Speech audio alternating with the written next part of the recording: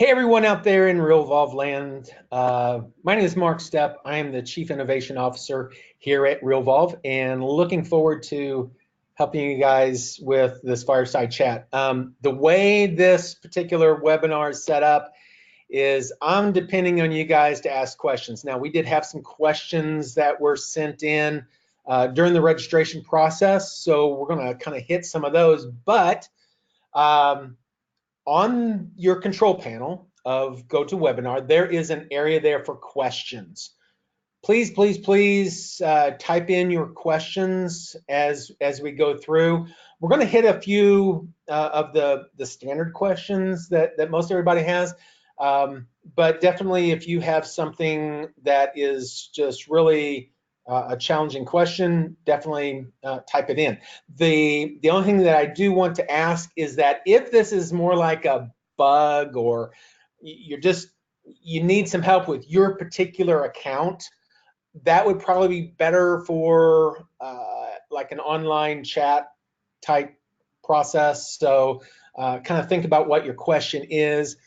If you ask it and I think it's more of that type, I'll probably just direct you to the support chat and go about it that way. But happy Wednesday. Is today Wednesday? Man, the week's going by quickly. So we're going to go ahead and start the process. On the flip side of this, I do have Michael Fernahu, who is our Customer Success VP, and he's going to be asking some of the questions. There's a couple of them that I have here that I thought I might go ahead and at least get started with, but definitely make sure that you ask the questions in the questions area. So we're going to go ahead and get started. We are recording this, so we can make this available after the fact. In fact, as I was going through some of the questions that were asked, there were several questions dealing with workflows. So, and there really wasn't any of them that weren't common questions, no weird ones or anything like that. But last month's Fireside Chat, we dedicated almost 100% to workflows. So I'm not sure that we actually made that available. I'm going to go ahead after this webinar, download that, make sure that it's available on our YouTube channel, and also put a link into our Facebook group. So make sure that if you have any kind of questions about workflows, visit that last month's webinar, and it should probably give you all the answers. We had some really good questions last month. So some of the very basics of things. So some of the general questions that I got on this round were really kind of geared towards just getting started, where to start and stuff like that. There was how do I get set up? I don't have my email running.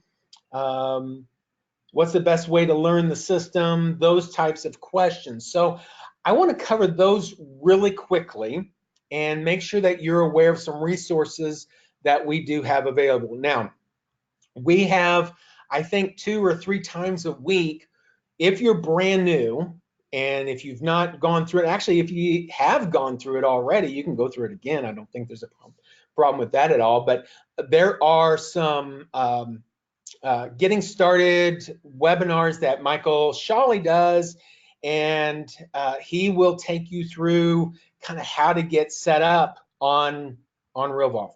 Now, after you've taken that class, he will probably point you to a resource. You can go to training.realvolve.com. That is our kind of official training site that we've set up, and it is geared towards a lot of different topics, but I do have one here called Getting Started.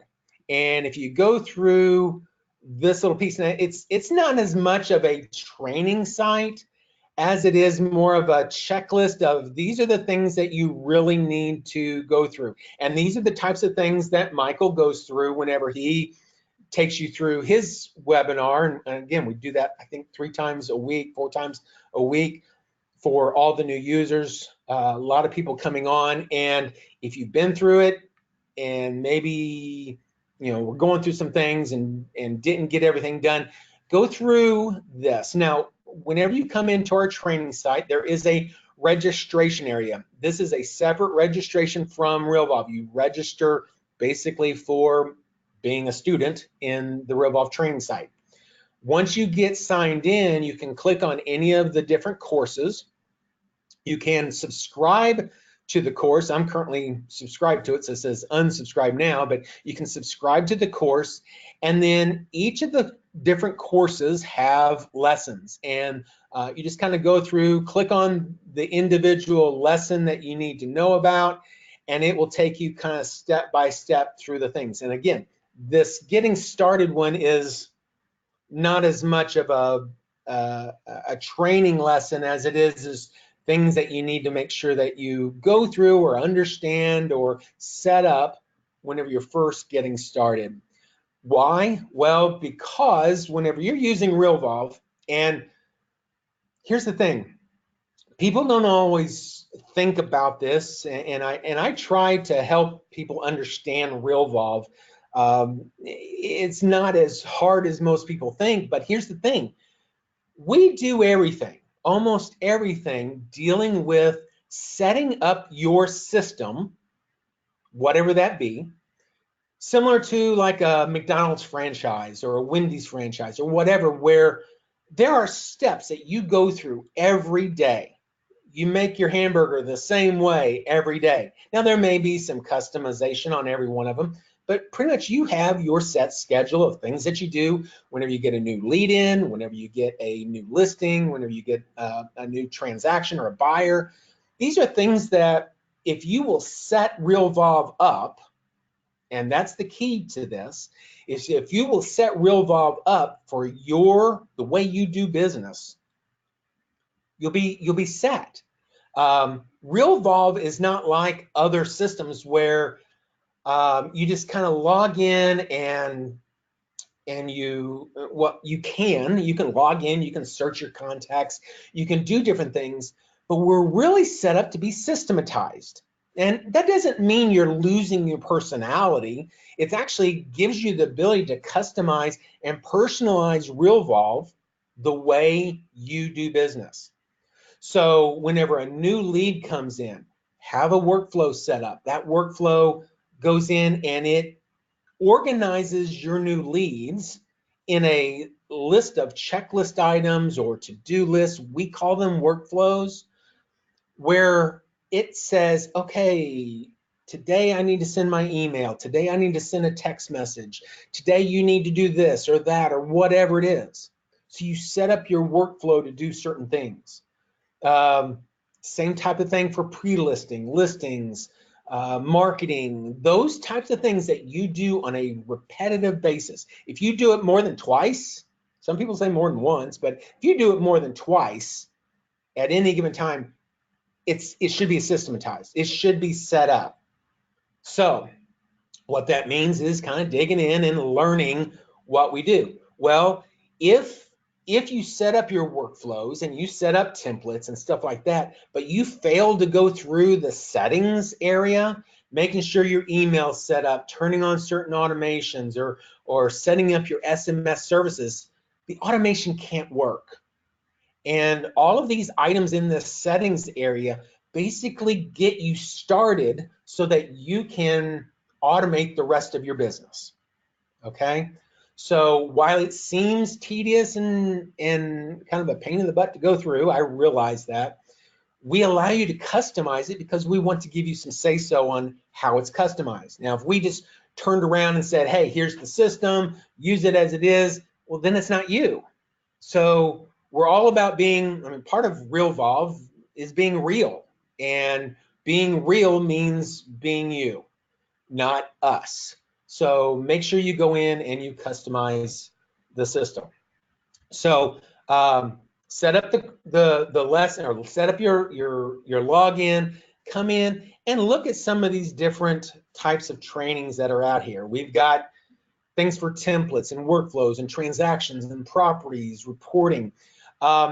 We have had, in the past, we've had twice a year a class at our Denver office, and we went over the building blocks. Well, I decided let's just go ahead and make that building blocks a class. Now it's not the same thing necessarily as the 2-day, but we cover some of the same information. This is pretty in depth. You don't necessarily want to take this half-heartedly. If you want to really learn about something, go through the process and learn it. It's good stuff. If you want to know how to do Zapier, there's some Zapier pieces in here. Adding contacts, prospects, leads, agents, and vendors into your database. Here's a whole training on that. So if you're wanting to learn Realvolve and you want to get to a point where Realvolve is driving your business, not you driving, but let Realvolve drive you so that you're doing less work, more automation, go through these classes. It's really important. So the question of what's the best way to learn the system, come here to the training.realvolve.com. And there was one comment here that says, just signed up for Realvolve and overwhelmed. Realvolve has a lot of parts and pieces. Take one of these trainings, just kind of go through it, especially the getting started, start with it. Go maybe with the key concepts. So key concepts takes you through the idea of, hey, we've got 3 main databases. These are the 3 main databases: contacts, properties, and transactions. Helps kind of explain what each of those do, how the screen is laid out. And if you learn the screen layout in one section, it's the same layout, different fields, but same layout in each of the other sections. So you will get a good understanding of how Realvolve is laid out and how you can do things within Realvolve. How to add contacts, just a very basic piece of getting that information into your database. And at that point, once you get your contacts in, start maybe adding some information about your properties, which are your personal listings. You really don't have to put, if you're a buyer's agent, you really don't have to be putting much into the properties section at all. Technically, all your stuff's going to be in the transactional area. So figure out kind of what you specialize in and then kind of dig into the different trainings. So hope that helps. We do have some fast start options, and I think later, I think Dale was going to jump in here and just kind of do a little informational blip about what we have to offer. So stick around for that. So, oh, there was a question here. How do I get my leads from realtor.com and social media to directly go into Realvolve? So back here at the training section, we have a section here called Zapier. And if you go into the Zapier section, we talk about some of the things that are available for bringing stuff in. We do have a section here for realtor.com leads and taking you into that realm of bringing data from another source into Realvolve and starting workflows and getting those people automatically into the system and automatic communication stuff. So hope that's good. So just checking to see if there was any of them that weren't dealing with workflows or how to get started type things. Michael, do you have anything? Yeah, can you take us through template editing and kind of merge fields, and while you're there, hit on signatures? How would you build a signature and use that? There's a couple of different ways that we use signatures within the system.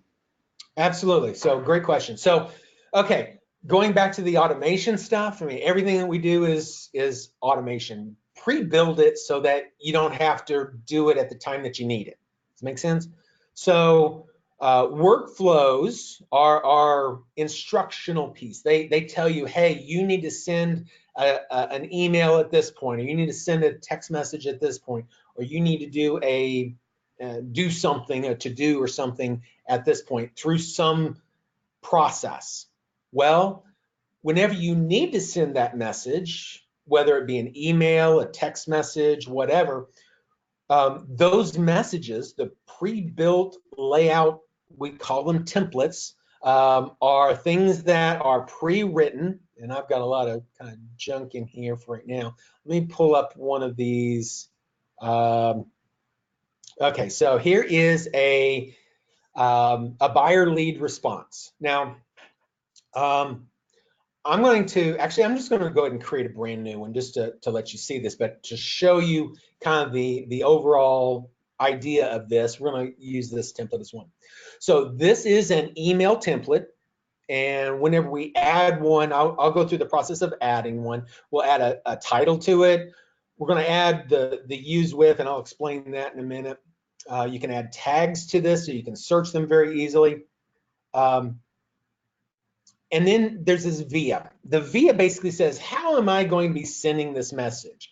Is it a marketing email message? Is it a transactional email message? Is it a SMS or Twitter message? Those types of things have different properties. They have different things that's important to set up. So we have to know what that is ahead of time. On an email, you can pre-design, what's the subject of that email, and then the rest of it is all the body of the email. Now, if you look at this particular email, there is a section here, just a little greeting area. It says hi, and then got some really weird looking information. So anything that has bracket, anything that's between two brackets like this is what we call a merge field. A merge field pulls data from a contact record, a property record, or a transaction record, and fills in that data. So if I'm sending this to John Smith, I pulled him up in the database somehow, or I've linked him through a workflow. I know that I'm sending this to John Smith. It says, okay, let's send this buyer lead response email. And so it looks to see, okay, I'm connected to John, so let's fill in John's first name. Hi, John. Thank you for taking the time to visit my website. And then it's looking at the current user, whoever the current user is that's sending this out, and their website field. Okay, well, this is part of that setup process that if, I'm going to open this up in a new tab over here. If you did not go through that setup process, it would have not put in your website. So here's your website information. So if you don't put this type of information in, this template just won't work right. So that's why it's so important to make sure you go through the setup process. But you can obviously work your template so that it doesn't use these merge fields. But if you're using any of ours, a lot of these have these different fields in there. My name is current user first name, so it's going to fill in Joe Agent, whatever. And I'm reaching out about your real estate needs. So all of these merge fields are things that will get filled in whenever the message is sent.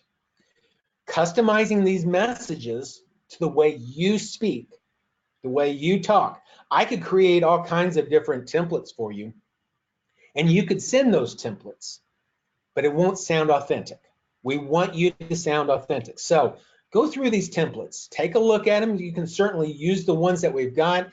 If there's a template you like, instead of actually manipulating or changing the templates that we have, I recommend coming to the little icon on the list on the left-hand side here and clicking on the little copy button. And it lets you make a copy under your title. You can create the title however you want, and then manipulate it, make the changes on it that you want. So yeah, so this is a template. It could be a SMS template. It's like here's a plain SMS template. Okay, we've received all the documents for, and then the property address. So this might be something that whenever maybe your transaction coordinator gets all the information in on a particular transaction or property. In this case, this is actually a new listing thing. Whenever your listing coordinator gets all the proper documentation in and puts it into the folder and stuff, she may have an activity on the calendar that says, check all these documents. Did I get them? Yes, yes, yes, yes, yes. Okay, send an email to the listing agent saying, hey, we got all the documents, just wanted to let you know. That keeps that agent informed that things are going smoothly for whatever the property address is, 123 South Main Street. Those types of things in your workflow can help your work that you do on a daily basis be confirmed, be ready to be used at any given time, and you don't have to go in there and type it up each time. So that's important. So let's just take let's take this and let's just start a brand new template. I'm going to click on New Template, Author a New Template. So I'm going to create my own new template. Now, at this point, this template needs a name, whatever we want to call it. Say,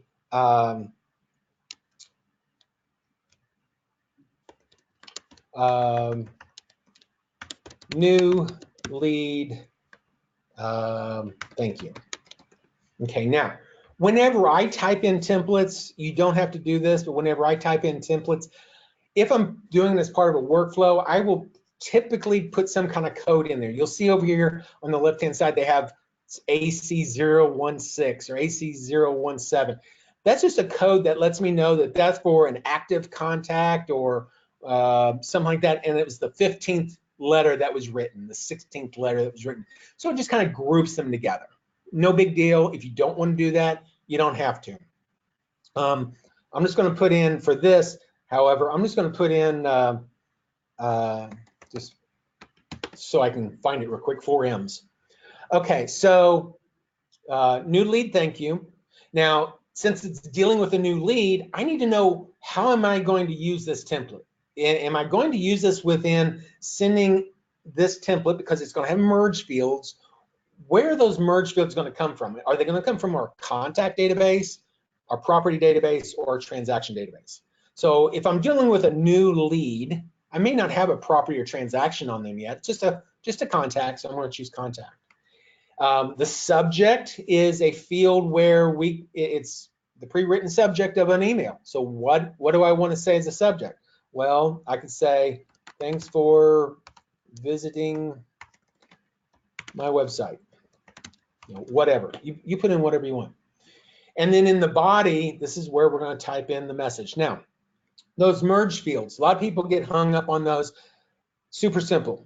Just think about what is it that I want to use as far as data from my database, my contact database. What is it that I'm most interested in? So I might say, hello, and maybe I'm going to say hello, John, or hello, Mary. I can certainly do hello and then bracket, bracket. Whenever I put up 2 square brackets, that's the key typically to the right of your P key. It's going to ask you for some different fields. Now, we have a special field called greeting. Greeting is the first name of the contact. Now, you could use the person's first name. You could type in first, and it would find any merge field that has the word first in it. It takes whatever you've typed in after the brackets and try to find any field that has the word first in there. But that's the nice thing about it is you can find, if you just think about what field I'm wanting to put in, you can typically find it.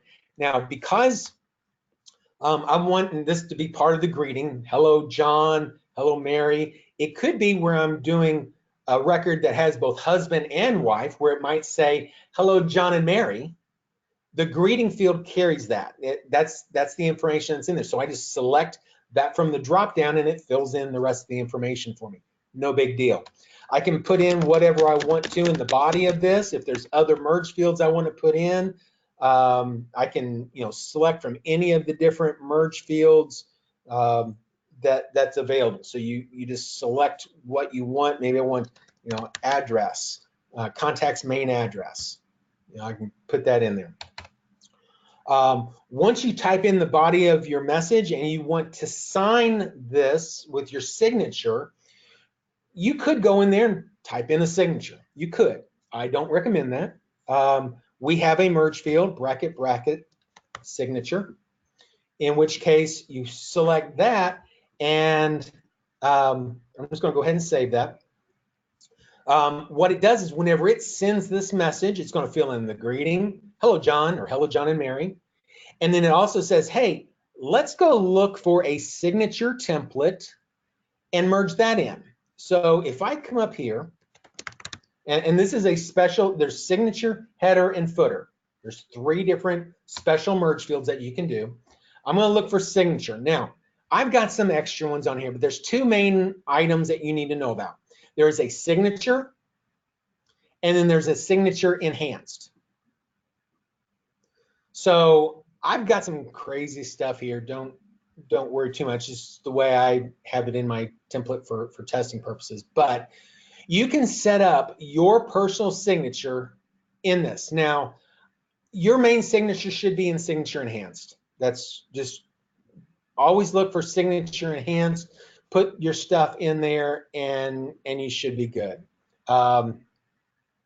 So just, I've got some old examples and stuff in here. So I'm just going to say, just to make this easier for you, I'm going to take this one, signature enhanced. I'm just going to rename this to keep. The key to Realvolve is understanding that the signature that you're going to use for that bracket signature has to have a special name. It has to have, and I failed to do it the right way here, signature space enhanced. It's either signature or signature enhanced. The difference is signature is really mainly just for your SMS stuff and our older templates.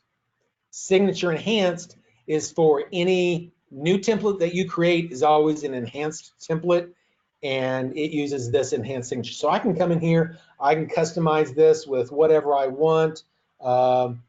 Email at joeagent.com, whatever. If I want to take this, copy, maybe I want to make this a link. Make sure it's filled in as a link. You can create all kinds of graphics. This is an HTML email, so you can create it however you want. So whenever I do this now, and I'm going to go back to MMM, just do a quick find. I'm going to go back to this message here.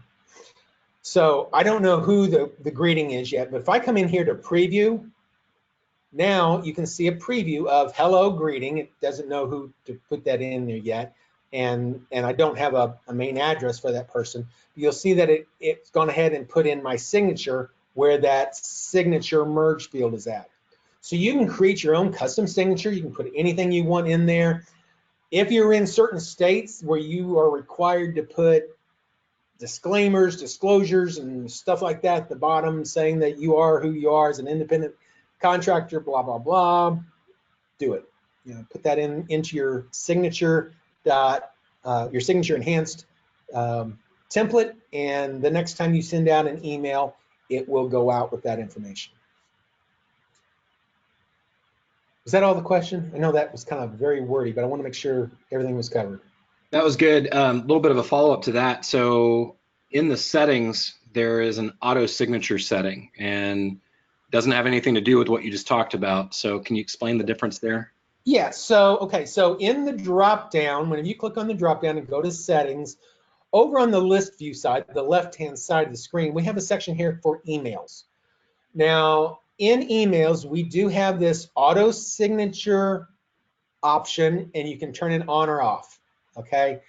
The purpose of this is that if you've got a signature enhanced template, which we do, you always have one, it may just have your name in it, but if you have a signature enhanced template, then whenever you create a new email, it will automatically put that signature in there if you're doing a one-off email. So let's say, for instance, I have it on right now. So let's say, for instance, I'm going to go to Robinhood here. See the resemblance of Robinhood and me? You click on the little email button, and it will load it up, and boom, here's my signature. It's loaded here because auto signature is turned on. I'm getting ready to create a brand new email, and it's not a template, it's just a brand new email. It just auto loads that signature for you. You can turn it on or off depending on how you prefer doing your signatures. And a side note there, if you were to go and select that drop down for the template, it would override what we're looking at, and no longer would you have the auto signature. Now it's going to have whatever's in the template. Correct. So if I come here, now that I've got that MMM template set up, I can use that template anytime that I want for a new contact. So I'm going to select that template, and boom, there's the template. You'll notice that it says, hey, I'm using the signature merge field. Now we're not previewing this yet, but if I go ahead and say show preview, well, now I know that I'm dealing with Robin Hood, so I've got a contact. I know that I'm going to use my signature, so it can merge that in. And I think Robin Hood has an address, but we'll see. So if I click on show preview, it'll pop it up. Hello, Robin and Marion. Here's the address, 123 Sherwood, Oliver, Missouri, blah, blah, blah. So if you have your emails, your emails that you send on a regular basis set up as a template, merge in the fields that need to be merged in, you can create an email one-off very quickly without having to type in all the miscellaneous information. That's the power of a template. Now you can have a workflow that sends this template for you automatically, but this is just an example of using that same template in a one-off situation where I just want to go to a contact, send one email real quick, and it's an email that I send a lot of. Boom, set it up one time, and then you can use it over and over and over again. Cool. All right, Mark, there's a live question here. A little bit of confusion between contact status and contact types. There's a little bit of overlap between those two things. So how are they used in the system? Why would we see prospect in both places? Okay, so the contact type, you could almost make a case for saying this is a different database. Okay, a contact type would be like, now we have a contact database. Everybody in the database is in one big database. Okay, but you can subclassify them and say, well, some of my people are clients, some of them are prospects, some of them are agents. Maybe it's, you know, prospects and farm are very similar in nature, but maybe you work a certain neighborhood and you want to consider that a farm. You could do that. It could also be used as a tag, but these are just almost synonymous with a group of names that are part of another database, if anything. Okay. We utilize these in a special way whenever we're calculating the relationship scores and your R factor. So it's important to kind of put them in their appropriate places. So if you've got people that you're doing business with, they are buyers, they're sellers or whatever, put them in as a client. If they're prospects or leads, you can put them as prospects. If they're vendors, they're attorneys, lawyers, accountants, those types of things, put them as vendors. And then other agents that you do business with, put them in as agent. That's the main thing. Your team members, anybody that's your team member, certainly put them in there. Now, contact status is, where am I with this person as a contact in my database, as far as converting them from being maybe a prospect to a client or past client. So you can almost think of it this way. By default, they come in as none, but let's say, for instance, you get a name from a website. Somebody logs in, it fills in through Zapier. I would put that in as a suspect. Now, you don't know if it's a real name or not. You don't know if it's, Fred Flintstone type name where it's not a real person, but you need to still make some kind of contact probably. Coming in as a suspect, you don't know anything about them. You send them an email, they reply back. Maybe at that point they become a prospect. This might be going from an unqualified lead to at least a known lead. It's a real person, but you don't know that you can help them or not yet. Once you know that you can help them, but they've not signed on the dotted line, they become a fully qualified lead. At some point, then they sign on the dotted line, they become a client. They are an active client at that point. And then you go through the transaction process, you close out, and then they become a past client. So they're still part of that main client database. They may have switched from prospect to client from the time that they switched from a lead to a client, possibly, but they're not an agent, they're not a vendor, that type of stuff. At some point, they come into, and hopefully they just kind of circle between client and past client. If you did business with them 7 years ago, they're ready to buy a new house, that would qualify them to switch back to an active client, that type of stuff.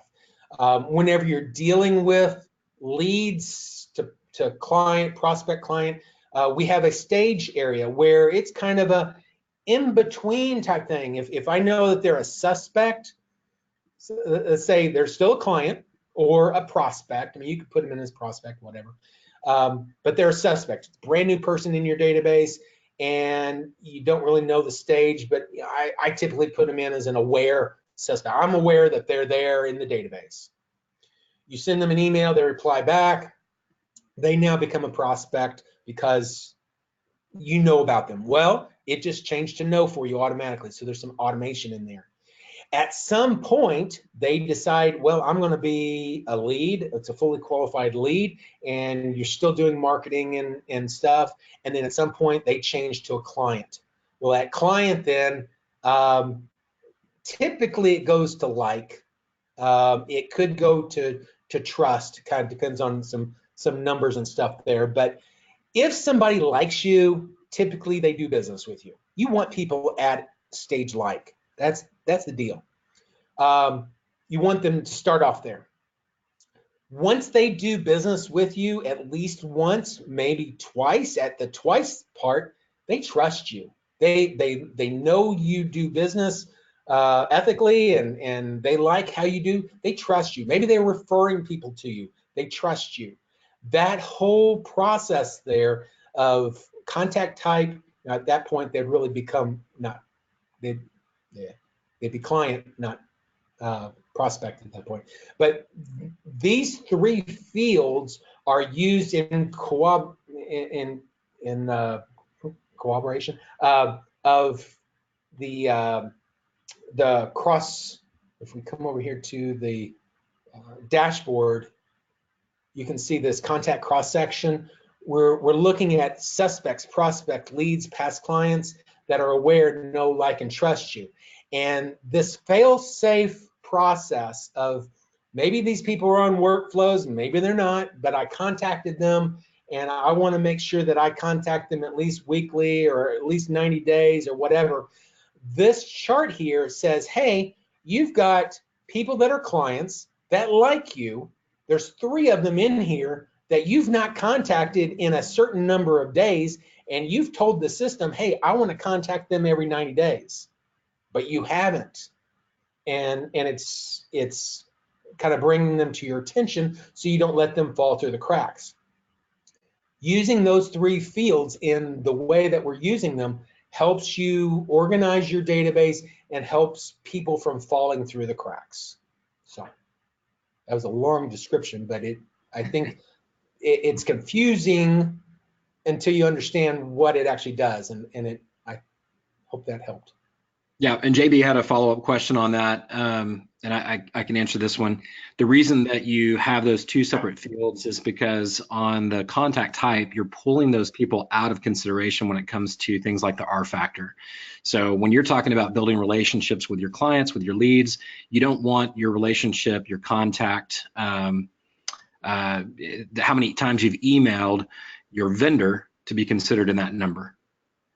Right. Whenever we're dealing with the R factor and relationship score, actually we score everybody, but especially your R factor. If that's how active am I with this database. Now, this is my trainer database. I'm not active. If you're brand new to Realvolve, you're going to have an R factor of 0. There's some learning that has to happen. Realvolve has to learn what you're doing, and you have to go in and you have to do stuff. What happens though is as you start setting up workflows, you start doing appointments, you make phone calls, you register those, you're sending out emails, they're replying to those emails. All these things, unlike other databases that just collect this data, we analyze it, we look at it, we look to see how active are you in your own database, and based off of known numbers that we've collected over many years of stuff. I've been doing this for 28 years now. We know how good agents should act and what they should do. And based off of that, we can score your database. Scoring your database means, well, we got to weed out some of the contacts, because you may get an agent that you've done business with one time and you don't need to do business with them anymore. You're not going to do anything. So that one person shouldn't take away from your score because you're not contacting them, right? So the contact type, we only look at clients, prospects, farm, and personal to calculate your R factor. Awesome. One of these questions I can answer. There was a question about the next 2-day live training in Denver. Right now, we don't have the next date planned. Normally, we would do that twice a year around October and then in the spring. Looks like the October class might not happen. If it does, then we'll certainly get the word out as quickly as possible, but we're probably looking at something more like spring. Yeah. So we're looking at doing a little bit different deal, a much bigger event, and look for that information. We've kind of contemplated just kind of finding out how many people would attend an October class, but we really want to make a bigger one in the spring. All right, so there's a question about trusting the automation that goes out. And do we do any kind of audits for blank fields and things like that, which we don't. But I think that would also align with another question that came in beforehand asking about actions. And I know we're not going to go deep into workflows, but maybe if you can just show us actions and specifically how to do manual with preview. Yeah, so while we don't do full-blown field auditing, making sure that every field is filled in. Can't talk right now. Let me just grab one of these. Okay, so this is a workflow for a new listing appointment. So in here, there may be some like escrow officer order estimates. I can click on this and edit this particular one. This particular one is set up where the assistant sends out the email. It is sent to the escrow officer. Who am I doing this with? The escrow officer. When is it scheduled to go out? 0 days after the start date. So whenever I start this, that same day it's supposed to go out.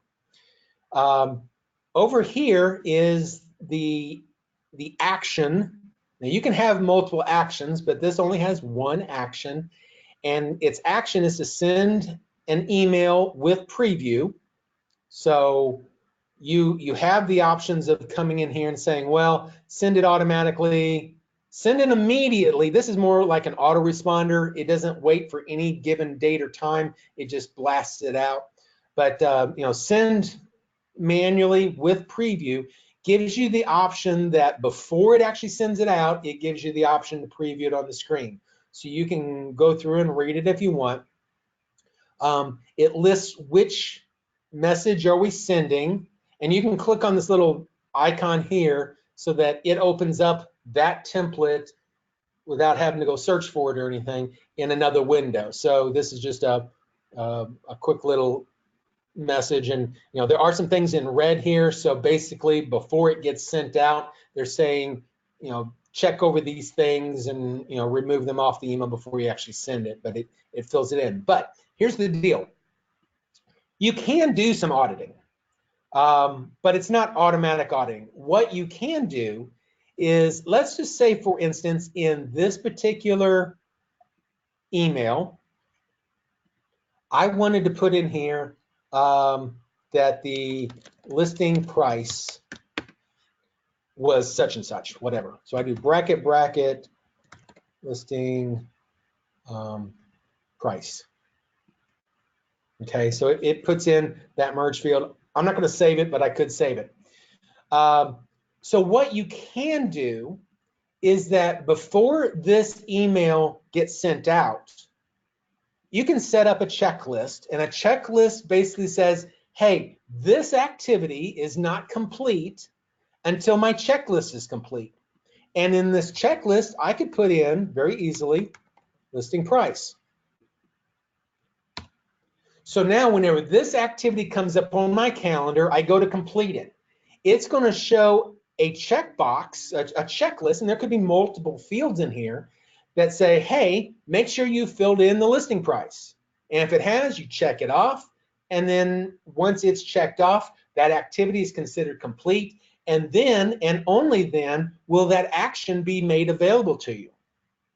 So at that point, you are checking. It's not an automatic check, but it's definitely there. Now, if the listing price wasn't in there for whatever reason, didn't put it in the database, in that checklist, you can type in the listing price. That listing price then is saved back to your database. And whenever you check it off, you say, yeah, that's good, save and continue. Then whenever you go and send the email, it grabs the listing price that you just typed in and sends it off. So you can verify fields before they go out. That make sense? Yes, sir. I think Mickey wanted to set you up nicely here because he must know about your pet project. He asks the question, or he says, it would be nice to have mobile-friendly dashboard on the app, or to have the contact cross section. Yeah. So don't tell anyone. We are in a major retooling right now, and it's not far off at all. But we are making both Android and iPhone applications. They're native applications that will have more dashboard stuff, graphic stuff, some really exciting stuff, and I'm leading that project. So look for some more information coming down in the coming weeks. I like this one. Yeah. Let's see here. How about there's a question about importing and exporting contacts, and so be a good place to highlight the view all screen. Okay. So importing is done in our settings area. So if you come in to the little drop down, go into settings, there's an import contacts. Technically, it's more than just contacts. We can import properties and transactions as well. You select a CSV file, upload it, and then there's a place where you can go through and select which fields. We have a show me how button here. There's training in our help center. If you go help, go into the importing section right here. There's how to import. There's like several different articles that we've got set up for different systems and stuff. So definitely that's there as a resource. It's not hard. It is a little bit tedious because you have to select each field if it's a custom import. As far as exporting capabilities, you've really got two different options now. One inside the app and one outside the app. But we can export contacts, and you come into the contacts area, and within the contacts area, you'll see the count over here on the left hand or the right hand side of the left hand side. In which case, whenever you click on this takes you to our view all screen, our work view over here on the right hand side. We've got the list view, and we've got the work view. This is pretty much everywhere in the application. We've got 2 different sections there. Whenever you're in this area, you can select them individually. I could come in here and say, well, I only want to see my newsletter people that are on my newsletter list. I've got 57 people in this database. I click on the view all, and now there's 57 that are showing. I can then select all those records. I could have done with all of them, but I'm just doing a smaller subset. And I can either export those to a Google Sheet as a Google Drive sheet, or I can create a CSV file on your local machine, whichever way you want to do it. Whenever you do that process, you click on one of these, it gives you the option, because of the way we store our contacts, we have, if you're a husband and wife where there's a relationship between 2 records, you can say, I want to export all contacts, husband and wife, 2 separate records. Or you can say, I want to combine the primary and secondary. Technically, it's just grabbing the primary contact with a few of the secondary records in there. But for the most part, it's the primary. If the secondary is selected and the primary is not, it will export the secondary. But if both primary and secondary are selected, like I'm not even sure if I've got any in here. Annie Hitchcock and Alfred Hitchcock. If they're both in the list, they're both selected, only one of them would be exported in that case and be the primary. I'm going to say all contacts, and I'm going to choose export. Now, what this does is this brings you to our export option, and you can have pre-saved, there's only one by default, but you can save your exports. So if you export them to some kind of mailing service or something like that on a regular basis, save them, and then you don't have to reselect them each time. But you can select whichever fields you want, and basically you select, say, for instance, I want the category. I can move it over, and then it puts it down at the bottom. I can adjust where I want that in the list. Wherever I put it, it's going to go. And then let me just put it right there. And then I can export it or I can preview it. It takes the information that is selected, the 57 records, the fields that I've selected, and creates a little preview so you can see what it looks like. And then you can click on export. It'll then create a CSV file from those records. So you can import, you can export. Now, another option that is available now that you guys may or may not be aware of, I've put it into our Facebook group. You can create a Google Sheet, and under the add-ons section, you can go into manage add-ons or get add-ons. We have a new add-on called Realvolve Reporting. So if I just go in here to manage add-ons, you'll see there's this Realvolve Reporting piece here. And it basically shows you how you can access data from your contact database, property database, or transaction database, and bring them into a spreadsheet. So I can come over here, say, grab the information, get Realvolve data, and you do have to put in your login or your API key. If you log in, it'll get your API key. You can choose what properties or transactions you want to pull from. And the API key that I'm currently using, I think, is the customer, so I'm not going to get it. But basically, I can grab a certain year's worth of information and then say fill data sheets, and it will export all that record information into a Google Sheet. I can do the same type of thing for your contacts. Say gather the contacts, it'll go out, grab all the contacts, and then you can put them into your sheet. So you can do some really, really cool reporting off of that data. So some crazy stuff there, but I love being able to take my data and do stuff with it. and you can create some really cool stuff in there. We do have how-tos in our, if I go into help.realvolve.com and go to Google Sheets, I think is one of them. Okay, yeah. Realvolve reporting add-on for Google Sheets.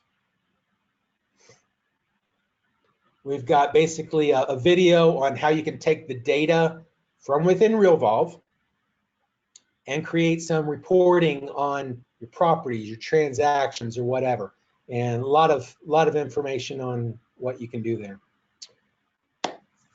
So exporting can be done both those ways. And then another little follow-up there.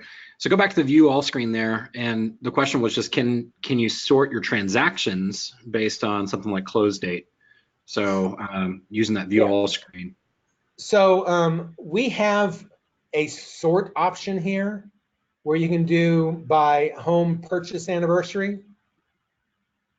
And whenever you do that and do the view all, this right-hand column will change to whatever your sort by is. So a lot of these don't have them in there, but that way you can see which ones you have sorted. You can do birthdays, anniversaries, last personal note, last phone call, those types of things, so that you can really see more detail in there. I think that's what you're asking for. Awesome. And then same thing, you could do the same thing under the properties of the transactions as well. You'll have that same view all screen. Yeah, very, very similar. It's a little different just because of the layout and stuff. You know, you do have the sort by. Say I want to sort it by, you know, list price or list date or, you know, whatever. Do the view all and list date, list price. You can just click on the columns. Awesome. Well, we're about out of time. I know one thing I wanted to throw in there real quick. There was some interest or some questions about some additional training that we do. And so one of the things we really work hard at with Realvolve is give you as many free resources as possible for you to learn this on your own. But what we've learned over time is that agents are busy and oftentimes you're looking for additional help. And so we have created some of those premium type options. If that's something that you're interested in, and it could just be some basic onboarding and training that's more in a one-on-one setting, or it could be something like our Navigator program where we do all of this setup for you. We build out your workflows, we customize them to those processes, and I shouldn't say all the work because you're still very much involved in the process so that it's your voice in the templates and in the process, but we partner with you throughout that process. So if that's something that you're interested in at all, I would encourage you to email sales@realvolve.com, and they're happy to explain exactly what options we have and what that looks like. We are at the end of the month, so I do believe they're running a promotion right now with a discount off of that Navigator program. So if that's something you're interested in, then certainly reach out to them, get more information. Absolutely. Thank you, Michael. Well, guys, I appreciate you guys staying with us as long as you did. And if there's anything I can do for you, reach out, mark@realvolve.com, and certainly hope I can help you out however I can. I'm spending a majority of my time on the mobile application stuff, so hope to have some really good news for you guys in the coming weeks. So, all right, well, we will cut it here. If there's anything else, reach out to our support team. Down here at the bottom, you can click on live chat support or submit a support ticket. You have access to our help down here at the bottom. Contact us. It's all there. So we're here for you. Hope you have a great rest of your week, and we'll talk to you later. Thanks.